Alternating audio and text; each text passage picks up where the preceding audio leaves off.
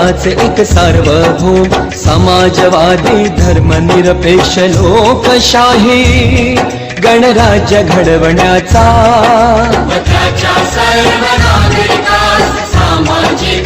आर्थिक व राजनैतिक न्याय विचार अभिव्यक्ती विश्वास श्रद्धा व उपासना यांचे स्वातंत्र्य दर्जाची व संधीची समानता निश्चितपणे प्राप्त करून देण्याचा आणि त्या सर्वांमध्ये व्यक्तीची प्रतिष्ठा व राष्ट्राची एकता आणि एकात्मता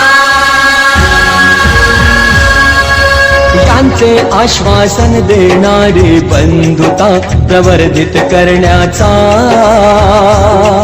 संकल्पपूर्वक निर्धार करून आमच्या संविधान सभेत आज दिनांक 26 नोव्हेंबर 1949 रोजी या